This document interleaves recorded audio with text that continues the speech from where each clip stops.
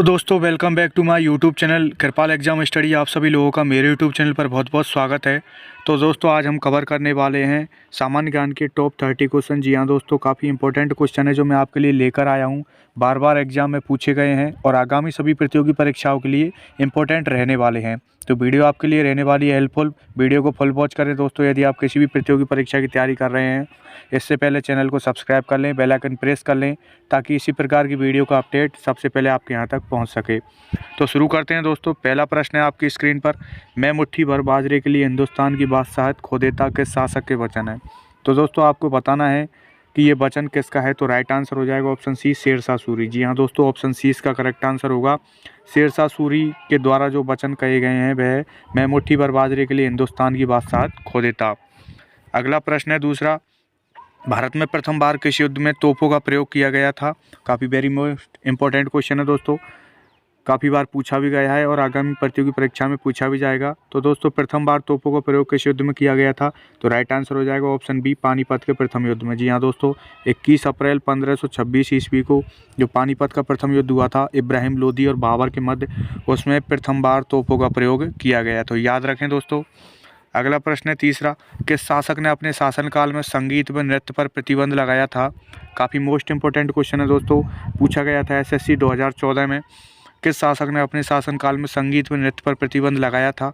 तो right answer हो जाएगा यहाँ पर ऑप्शन बी, औरंगजेब। जी हाँ दोस्तों, औरंगजेब के द्वारा अपने शासनकाल में संगीत और नृत्य दोनों पर प्रतिबंध लगा दिया गया था। अगला प्रश्न है चौथा, अंतर्राष्ट्रीय महिला दिवस कब मनाया जाता है। तो दोस्तों इसका राइट आंसर हो जाएगा यहाँ पर ऑप्शन बी, 8 मार्च। जी हाँ दोस्तों, 8 मार्च को महिला जो दिवस है, अंतर्राष्ट्रीय दिवस मनाया जाता है। याद रखें दोस्तों। अगला प्रश्न है पांचवा, अंतर्राष्ट्रीय न्यायालय का मुख्यालय किस जगह स्थित है। तो दोस्तों जो अंतर्राष्ट्रीय न्यायालय है उसका जो मुख्यालय कहाँ पर स्थित है। तो राइट आंसर हो जाएगा ऑप्शन डी, हैग। जी हाँ दोस्तों, ऑप्शन डी इसका करेक्ट आंसर होगा। हैग नीदरलैंड के जो हैग है वहाँ पर अंतर्राष्ट्रीय न्यायालय का मुख्यालय स्थित है। अगला प्रश्न है छठवां, संयुक्त राष्ट्र संघ की स्थापना किस वर्ष हुई थी।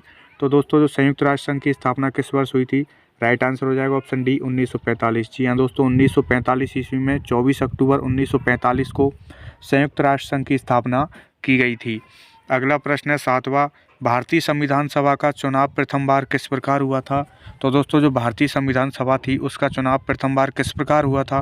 तो राइट आंसर हो जाएगा ऑप्शन बी, अप्रत्यक्ष रूप से। जी हाँ दोस्तों, अप्रत्यक्ष रूप से, अप्रत्यक्ष विधि के द्वारा भारतीय संविधान सभा का जब गठन हुआ था तो उनके सदस्यों का चुनाव किया गया था। अगला प्रश्न है आठवां, जापान में संसद को क्या कहा जाता है। तो दोस्तों अलग अलग देशों की जो अलग अलग संसद हैं उनको अलग अलग नाम से जाना जाता है। तो जापान में डायट कहा जाता है दोस्तों, ऑप्शन ए इसका करेक्ट आंसर हो जाएगा।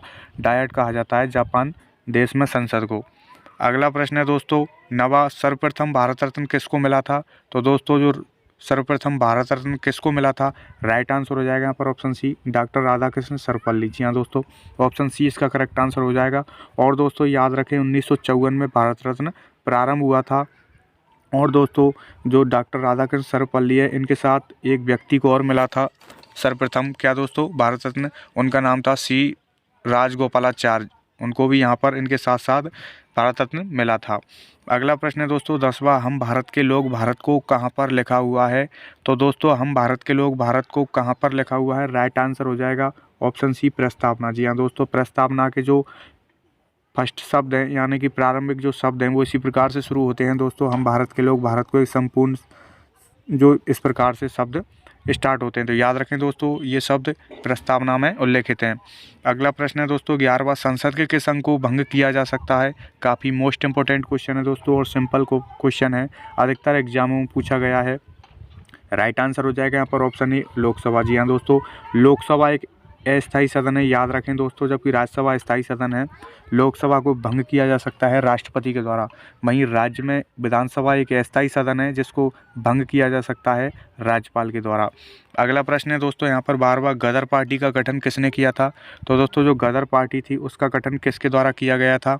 काफ़ी मोस्ट इंपॉर्टेंट क्वेश्चन है। राइट आंसर हो जाएगा ऑप्शन बी, लाला हरदयाल। जी हाँ दोस्तों, लाला हरदयाल के द्वारा गदर पार्टी का जो गठन है किया गया था। अगला प्रश्न है दोस्तों 13वां, नेशनल असेंबली पर बम कब फेंका गया था। काफ़ी मोस्ट इंपॉर्टेंट क्वेश्चन है दोस्तों, काफ़ी बार पूछा गया है एग्जाम में।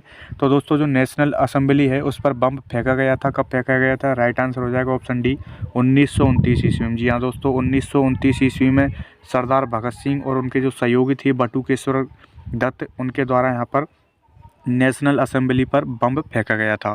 अगला प्रश्न है दोस्तों 14वां, भारत का राष्ट्रगान किसके द्वारा लिखा गया है। तो दोस्तों जो भारत का राष्ट्रगान है वो किसके द्वारा लिखा गया है, याद रखें दोस्तों ऑप्शन सी इसका राइट आंसर हो जाएगा रविन्द्रनाथ टैगोर। जी हाँ दोस्तों रविन्द्रनाथ टैगोर के द्वारा भारत का राष्ट्रगान लिखा गया है।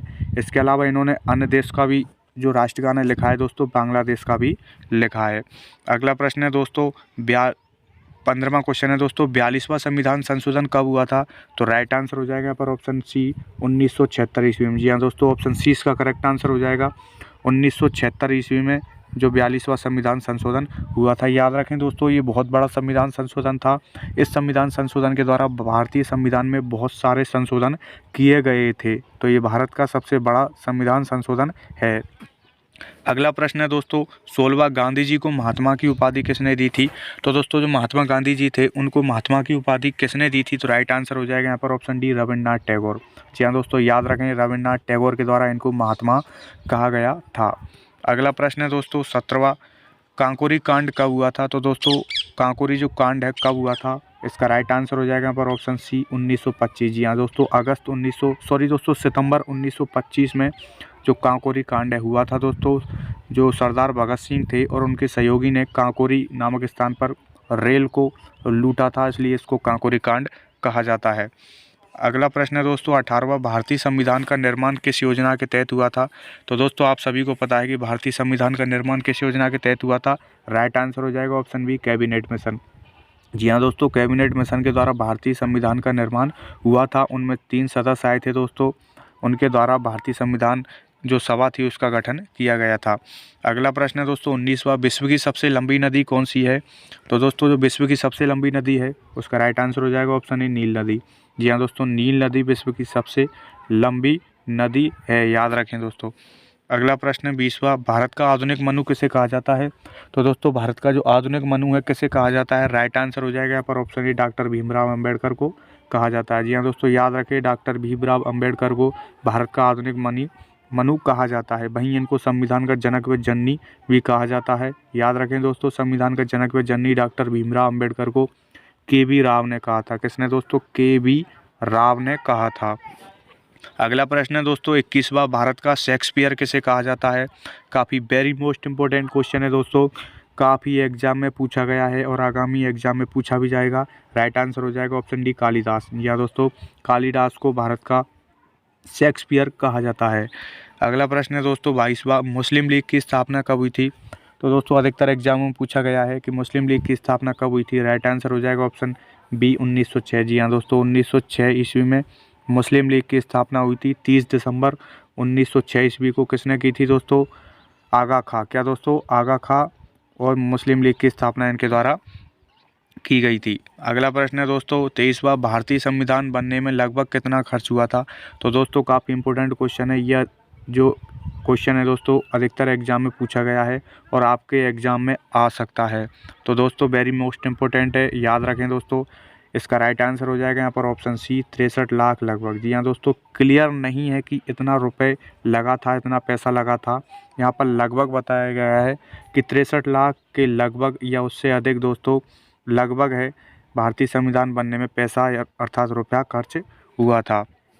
अगला प्रश्न है दोस्तों 24वां, भारतीय संविधान में संवैधानिक सलाहकार कौन था। जी हाँ दोस्तों भारतीय संविधान सभा थी दोस्तों, जो भारतीय संविधान सभा का गठन किया गया था 1946 ईस्वी में, उसमें जो संवैधानिक सलाहकार कौन था। तो दोस्तों याद रखें ऑप्शन बी इसका करेक्ट आंसर हो जाएगा बी.एन. राव। बी.एन. राव को संवैधानिक सलाहकार बनाया गया था। अगला प्रश्न है दोस्तों 25वां, स्वराज मेरा जन्मसिद्ध अधिकार है और मैं इसे लेकर रहूँगा, ये किसके वचन है दोस्तों। इसका राइट आंसर हो जाएगा ऑप्शन बी बाल गंगाधर तिलक। बाल गंगाधर तिलक ने कहा था दोस्तों स्वराज मेरा जन्मसिद्ध अधिकार है और मैं इसे लेकर रहूँगा, ये बाल गंगाधर तिलक के वचन थे। अगला प्रश्न है दोस्तों 26वां, सिंधु घाटी सभ्यता का स्थल मेहरगढ़ किस जगह स्थित है। काफ़ी मोस्ट इम्पोर्टेंट क्वेश्चन है, एग्जाम में पूछा भी गया है SSC 2014 में। मेहरगढ़ दोस्तों कहाँ पर स्थित है? राइट आंसर हो जाएगा ऑप्शन बी, पाकिस्तान में। जी हाँ दोस्तों, पाकिस्तान में ये जो मेहरगढ़ स्थित है। अगला प्रश्न है दोस्तों, 27वां पद्मावत पुस्तक के लेखक हैं, काफ़ी चर्चित पुस्तक है दोस्तों। इसका राइट आंसर हो जाएगा ऑप्शन सी, मलिक मोहम्मद जैसी। जी हाँ दोस्तों, मलिक मोहम्मद जैसी के द्वारा पद्मावत पुस्तक है जो लिखी गई है। अगला प्रश्न है दोस्तों, 28वां अमेरिका किस वर्ष आज़ाद हुआ था? क्या दोस्तों जो अमेरिका देश है दोस्तों वो किस वर्ष आज़ाद हुआ था? क्योंकि वो भी ब्रिटेन का गुलाम था। याद रखें दोस्तों, अमेरिका था, उसको भी ब्रिटेन के द्वारा गुलाम बनाया गया था। तो राइट आंसर हो जाएगा ऑप्शन बी, 1776 ईस्वी में। जी हाँ दोस्तों, 4 जुलाई 1776 ईस्वी को अमेरिका आज़ाद हुआ था। तो ऑप्शन 20 का करेक्ट आंसर हो जाएगा। अगला प्रश्न है दोस्तों, 29वां वर्तमान में राजस्थान के मुख्यमंत्री हैं, तो इसका राइट आंसर हो जाएगा यहाँ पर ऑप्शन बी, भजनलाल शर्मा। जी हाँ दोस्तों, भजनलाल शर्मा राजस्थान के वर्तमान में मुख्यमंत्री हैं 2024 में। अगला प्रश्न है दोस्तों, 30वां उत्तर प्रदेश में विधानसभा की कुल सीट हैं। तो दोस्तों जो उत्तर प्रदेश राज्य है उसमें विधानसभा की सीट कितनी है? तो राइट आंसर हो जाएगा यहाँ पर ऑप्शन सी, 403। जी हाँ दोस्तों, 403 सीट हैं उत्तर प्रदेश में विधानसभा की। तो राइट आंसर इसका ऑप्शन सी हो जाएगा। एक प्रश्न आपके लिए है दोस्तों, 31वां, जिसका आंसर आपको कमेंट बॉक्स में कमेंट करना है। दोस्तों 31वां क्वेश्चन है, विजय स्तंभ किस राज्य में स्थित है? जी हाँ दोस्तों, विजय स्तंभ है जो किस राज्य में स्थित है? तो इसके ऑप्शन हैं आपके, option A Bihar, option B Maharashtra, option C Rajasthan और ऑप्शन डी मध्य प्रदेश। तो इसका राइट आंसर क्या होगा? कमेंट बॉक्स में कमेंट करके ज़रूर बताएं। इस वीडियो में बस इतना ही। वीडियो अच्छी लगी हो तो लाइक करें, चैनल को सब्सक्राइब कर लें। मिलेंगे अगली वीडियो में, जब तक के लिए जय हिंद, जय भारत।